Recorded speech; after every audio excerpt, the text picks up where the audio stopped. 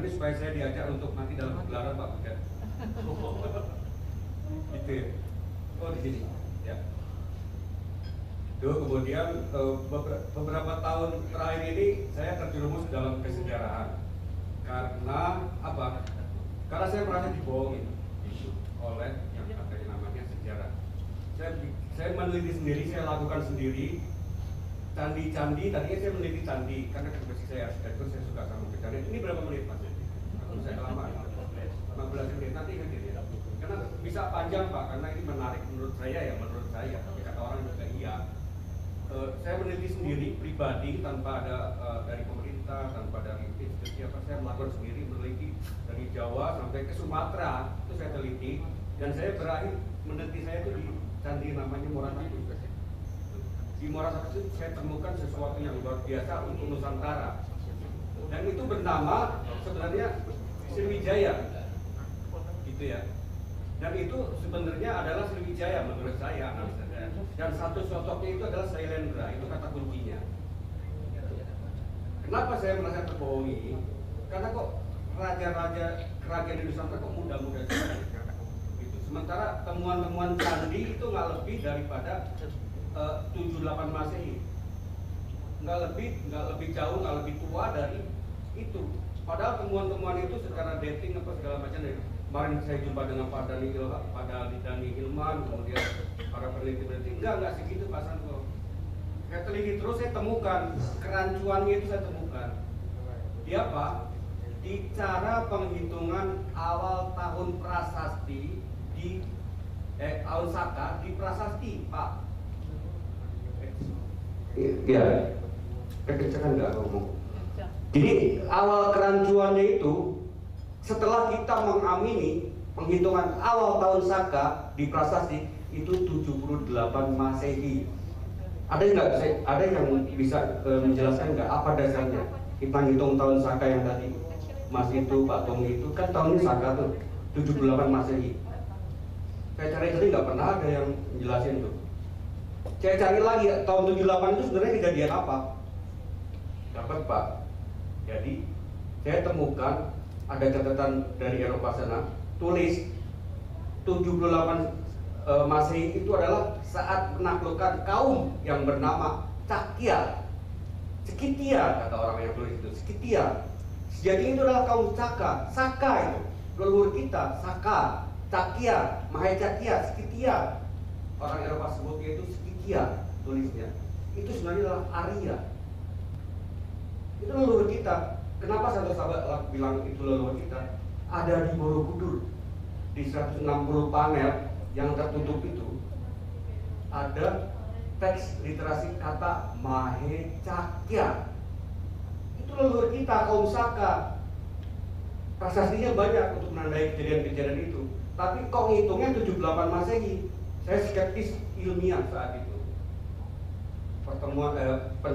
Proses pencarian saya bertemu dengan sosok yang bernama Ahmad Khozib, peneliti khusus untuk penanggalan Saka Pak. Dia teliti, dia cari, ketemu saya, bilang Pak Santo, benar Pak Santo nggak setuju, saya sudah dapat. Kak, berapa Pak tahunnya Pak? Ini dia kasih tahu, dapat angkanya 6123 sebelum Masehi. Subjektif, pribadi, person. Inilah yang saya gaungkan setiap saya diundang oleh siapapun untuk menerangkannya, karena Santo Saba itu kontroversi terhadap kesejarahannya. Pertama skeptis terhadap penghitungan tahun Saka itu. Ketemu, saya selalu katakan, kalian ini para pekerja negara yang dibayar oleh rakyat, mikir-mikir, gue bilang gitu. Ini ada Santo Saba itu hanya skeptis, nggak percaya. Ini ada satu orang kasih tahu awal Saka itu 6123 sebelum Masehi. Nggak percaya, undang, dibikin forum kayak gini. Sebelum Masehinya itu 6123 versi subjektif Ahmad Khozib ya. Sebelum Masehi. Oke. Dapat itu baru berapa bulan ini Pak, dapat Santo Saba itu dapat 6123 dari Pak Uzim ya. nyambung ke penelitian saya ke belakang, ke sebelum-sebelumnya. Setelah saya skeptisme itu nggak percaya dengan angka 78 Masehi, itu nyambung ke belakang. Apa yang Santo Sabat temukan dalam dia meneliti candi-candi itu? Santo Sabat itu skeptis, tidak percaya bahwa ini candi Buddha, ini candi Hindu, nggak percaya belas.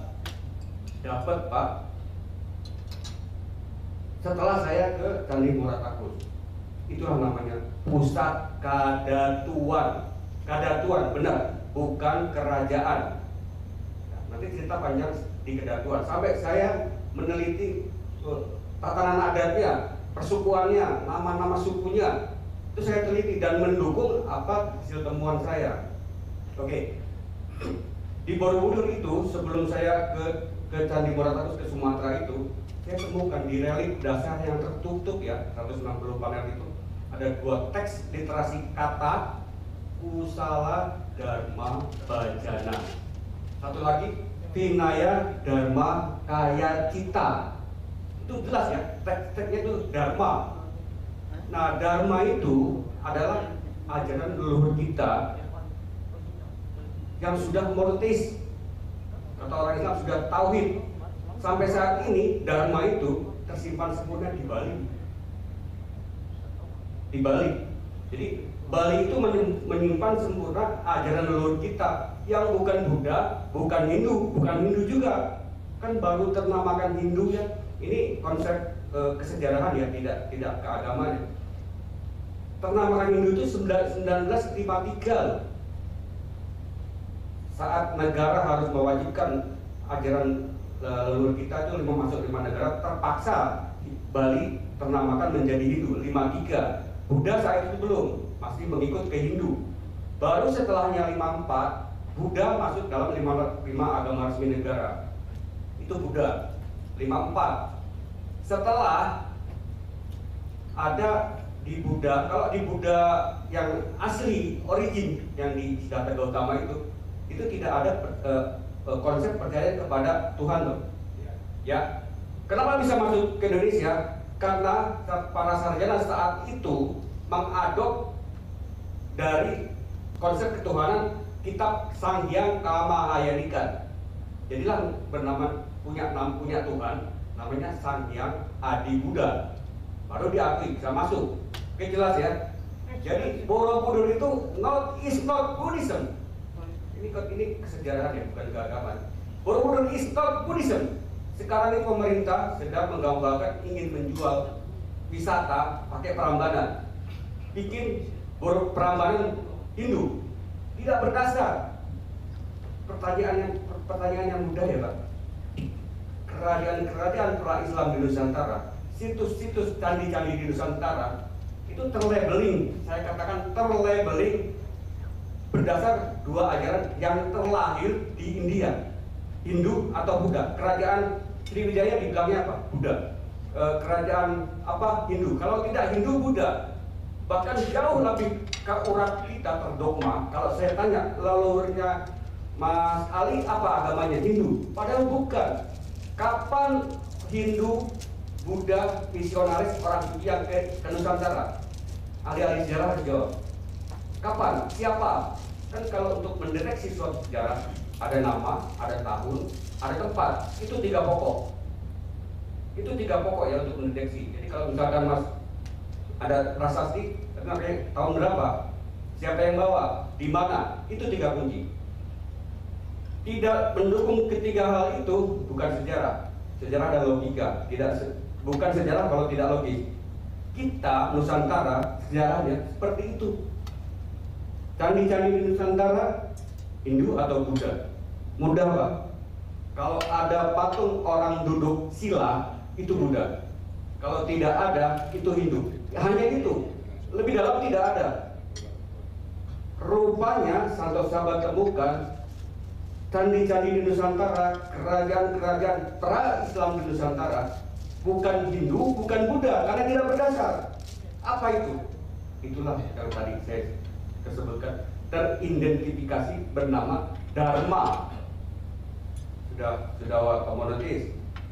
Dharma itu kalau kita pakai angka tahun Saka yang ditemukan Pak Ahmad Kozim 6123, tercatat oleh sejarawan Eropa, cikal bakal Buddha, cikal bakal Zainisme, cikal bakal Hindu itu dibawa oleh kaum Brahmanisme. Tahun 3000 tercatat ya, terdeteksi yang bawa adalah Brahmanisme, kaum Brahmana. Brahmana itu bukan Hindu, tapi leluhur kita yang belajarnya di pusat kedatuan di Muara Takus. Nanti saya cerita panjang tentang Muara Takus itu apa, kenapa Chola menyerang itu, ya, kenapa Chola menyerang itu, apa itu yang di Palembang. Nanti saya cerita. Ini saya cerita base perjalanan Dharma itu. Tahun 3000 SM orang Eropa catat ada namanya kaum Scythia, disebutnya Brahmanisme. Tahun 3000 ekspansi ke tanah India. Tahun 1500 sebelum Masehi. Tadi 3000 ya tercatat 3000 SM. Kemudian 1500 SM-nya para Brahmanisme itu menuliskan Veda. Catat ya, menulis Veda, ditulis, dicatat, dibawa oleh kaum Scythia. Kadang disebut Arya. Itulah leluhur kita. Jadi leluhur kita jauh sebelum angka-angka yang tertuliskan di catatan sejarah mainstream itu seperti itu. 3000 SM sudah ke tanah India, 1500 SM mencatat, menulis Veda terbagi 4, Yajurveda, Samaveda, Atharvaveda, dan Samaveda. Ada 4 Veda oleh para Indolog, para peneliti tentang Hindu Buddha itu. Veda itu terbagi 4. Itu yang menulis adalah leluhur kita. Menulis Veda di sana. Pusatnya di kita. Di mana itu? Yang saya temukan di Muara Takus. Jadi Muara Takus itu tidak hanya candi sebesar itu, ada areanya. Nanti saya cerita ke arah sana. Oke. Jadi 1500 leluhur kita kaum Saka yang ada di literasi Borobudur itu Mahecakya, kemudian ajarannya Kusala Dharma Bhajana, Vinaya Dharma Bhajana, jelas ajarannya adalah Dharma, bukan Buddha, bukan Hindu, tapi mendasari lahirnya Buddha dan Hindu. Saya ulang lagi, 3000 SM ada ke sana, 1500 SM menulis Veda, di 500 SM saat kelahiran Yang Mulia Siddhartha Gautama. Yang Mulia Siddhartha Gautama kan ada 3 tahapan, 3 sidang agung. Di sidang agung ketiga lah baru tercetuskan yang bernama agama, tapi sebelumnya belum ternamakan. Jelas ya Pak, itu adalah basicnya ajaran leluhur kita yang bernama Dharma. Apa kode-kodenya, apa yang mendekati yang saya ceritakan itu. Jadi leluhur kita yang saya dapatkan yang expand ke luar Nusantara itu yang tercatat yang saya temukan ya. Dharma Dasa 700 SM, Dharma Pala 600 SM, ada nama Sanjaya, ada nama Adi Sangkara, ada nama yang lebih mendekatkan penelitian saya, analisa saya, itu nama Sariputra. Oke, ini kaitannya sama Nalanda. Sariputra itu 600 SM, 600 SM ya. Namanya ada di Nalanda, di stupa di situs Nalanda itu ada stupa yang namanya Sariputra. Sariputra itu kan jelas nama Nusantara. Ibunya Sari, bapaknya Madara, bikin kitab Madara Sastra. Yang tahun-tahun itu bapaknya itu kitab itu dipelajari di Nalanda. Nalanda saat itu tidak mengajarkan Buddha, tapi mengajarkan itu Dharma sebenarnya. Pak Santo, mohon maaf langsung dihubungkan dengan Sriwijaya ya, biar kami. Ya, ini semua saya cerita tentang Sriwijaya dari awal saya pegang mic sampai nanti. Itu semua Sriwijaya. Itu semua Sriwijaya. Makanya saya runut ceritanya supaya nyambung. Jadi nggak ngaco lompat-lompat gitu. Cuma batasin aja nanti kalau orang, saya sudah kirim PDF ke Pak Butet itu yang berupa kayak gini ya, sama yang audionya supaya bisa dipahami.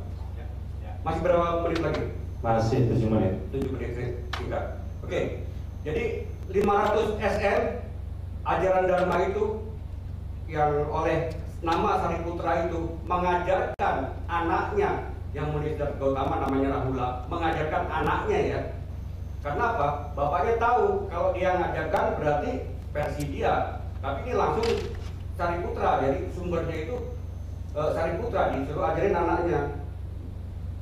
Itulah salah satu cikal bakal terlahirnya namanya Buddhism. Di abad yang sama 500 SF itu ada Jaina, ada Mahavira namanya. Tercetuslah Jainism. Buddha jelas ya, angka tahunnya namanya basicnya adalah Dharma, ajaran luhur kita, jadi Buddha di 500 SF.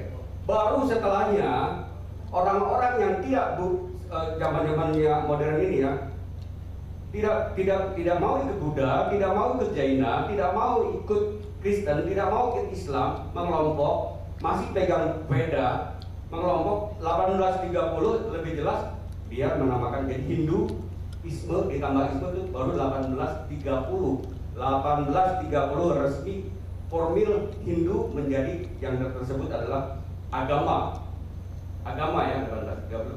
Jadi tidak benar kita, candi kita itu Hindu, Buddha itu tidak benar gitu ya. Oke, ini biar lebih dekat lagi, apa itu yang mudahnya ya, kata bahasa awam selalu gitu ya, Borobudur itu ada patung orang Buddha, itu bukan, itu kontemplasi spiritual leluhur kita, Topobroto, Bataga bahasa Sumatera, Upasena bahasa Bali, Kapala Sulawesi, itu kontemplasi leluhur kita sebelum ada ajaran yang bernama agama gitu. Saya langsung ke seperti itu ya penyebarannya, bahwa situs-situs kerajaan pra-Islam Nusantara bukan Buddha, bukan Hindu, tapi ajaran yang tergambar di situs-situs Nusantara yang sampai saat ini tersimpan sempurna di Bali, itu yang mendasari lahirnya Hindu Buddha di India, termasuk Jaina. Seperti itu klarifikasi. Kemudian lebih mendekat ke arah Sriwijaya itu ya, saya temukan di Muara Takus itu. Jadi Muara Takus itu adalah macam makahnya. Di situ candi yang tinggi itu adalah Menara Sariputra yang dicatat, dilihat tidak hanya oleh Itsing. Itsing kan abad 7, abad 4, abad 5, abad 6 itu dari Fahuan, Yuning, Yutsang itu mencatat orang lakukan tawaf, pradasina, prasawiya, keliling memutari objek. Abad 4 sudah ada orang lakukan tawaf mengitari itu, dan Gizerman catat tidak ada gajah yang tawaf di situ. Nah itu di sekitar itu adalah landmarknya kota suci. Yang dimasuk kota suci itu di sana di Muara Takus itu ada benteng Tanggul Tanah Kuno, benteng Tanggul Tanah Kuno. Ada bentuk tanah trapesium. Itulah benteng yang disebut kota suci, tempat belajarnya para Brahmanism, para Brahmana, bukan Buddha, bukan Hindu, ya, tapi Dharma. Ya, itulah pusat kedatuan secara keagamaan. Jadi di sana sebelum masuk ke area kota suci itu ada, saya temukan universitas tertua di dunia. Yang ini adalah pusatnya dari Nalanda sebenarnya. Jadi Balaputra Dewa itu, Sailendra itu pusat Dharma, pusat Dharmik itu yang sampai saat ini masih ada di Bali. Itu di situ ada universitas yang namanya Dharmapala. Kita langsung masuk ke Dapun Tariang. Siapa itu Dapun Tariang? Dapun Tariang adalah salah di antara para datuk. Penyebutan datuk itu beda ya. Itu mengidentifikasikan bahwa itu adalah Fatsal Padua. Jadi kalau saya sudah masuk ke dalam ketatanan adat kadatuan itu, ada namanya di sana istilahnya ring, soko, pisoko, limbago. Jadi soko itu ring utama, itu terekam di nama persukannya Domo. Domo itu adalah Dharma sebenarnya. Kemudian ada pilihan itu pilihan Hyang. Hyang itu sebutan Tuhan di ajaran leluhur kita sebelum Islam masuk, sebelum agama masuk. Itu Hyang, pilihan Hyang. Kemudian patopang itu dari kata petapaan. Jadi bukan Hindu, bukan Buddha, tapi Dharma, sudah tauhid, ya. Gitu. Kemudian siapa? Dapun Tariang itu siapa? Dapun Tariang itu beberapa para datuk yang tercatat oleh sejarah. Yang tadi saya sebutkan sampai ke India bahwa itu tidak tercatat. Kalau kita ke Leiden kemungkinan bisa terbongkar itu siapa aja. Di masa Dapun Tariang itu saya dapatkan nama Datuk Kampala. Jadi Dapun Tahiang Sriwijaya Nasa itu ke arah sini, ke arah Palembang. Dapun Tahiang melakukan marlapas, sidayarta, macam dakwah gitu ya, bukan berperang. Memang dipersiapkan oleh tentara untuk penyelamat, tapi tidak niatan untuk berperang. Jadi bahasa sejarah mainstream sekarang seperti itu. Dibuatlah image ini perang ini, perang ini, perang ini. Itu memang dicipta untuk menghancurkan, termasuk yang tadi saya katakan itu is not Buddhism, is not Hindu. Itu kan kerjanya leluhur buku yang bikin seperti ini, Choides. Choides itu memang berniat ingin mengindianisasi Asia, terutama Asia Tenggara, lebih fokus ke Nusantara. 2 menit lagi ya. 2 menit lagi. Oke, jadi seperti itu ya. Dapun Tahiang itu berangkat dari Minanga. Minanga itu adalah pusat kadatuan di Moratakus sana. Ada landmarknya, ada bukti-bukti fisiknya, ada goanya, ada tempat ritual sucinya, ada sekolahnya, ada universitasnya. Bikin beberapa karena memang kadatuan seperti itu ya. Tidak hanya di pusatnya di Moratakus sana. Di Jambi dia bikin di Palembang ya, itu bikin kerajaan kesultanan. Sriwijaya Nasa itulah Vanua, dalam kadatuan namanya Limbago. Soko Pisoko Limbago ringnya, tata dan adat seperti itu. Dan bikin beberapa viharia, maha viharia. Di antaranya di Nalanda, kemudian di Thailand, di Borobudur, itu karya dari kadatuan itu. Yang di Muara Jambi itu bernama Cakapala. Yang di Borobudur itu Buana Sakapala. Yang di pusatnya di Moratakus Dharmapala, Nalanda. Kemudian ada di India Rama, itu yang disebutnya Catia, itu seperti itu. Jadi seperti itu. Ini forum ya, Santosa katakan ini yang penting nyampe dulu.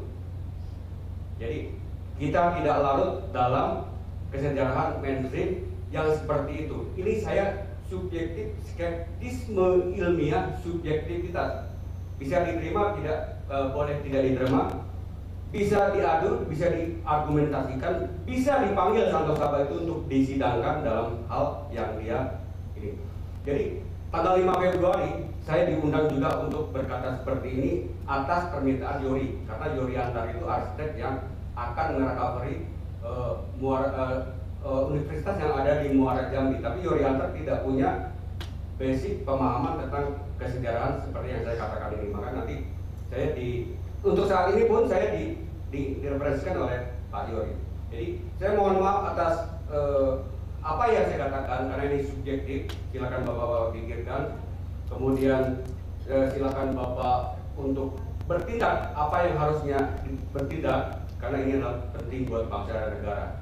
Jadi Sriwijaya, saya terima kasih kepada PTPA yang sudah lakukan ini. Tinggal outputnya berani atau tidak, gitu, untuk melakukan suatu perubahan besar, rekonstruksi sejarah. Kalau pakai Santosa. Oke, matur suwun. Ya. Assalamualaikum warahmatullahi wabarakatuh. Terima kasih Pak Santosa atas imajinasi atau data-data sejarah yang di luar mainstream ya. Nanti nggak tahu bisa diolah atau enggak. Tapi terima kasih atas paparannya data sejarah.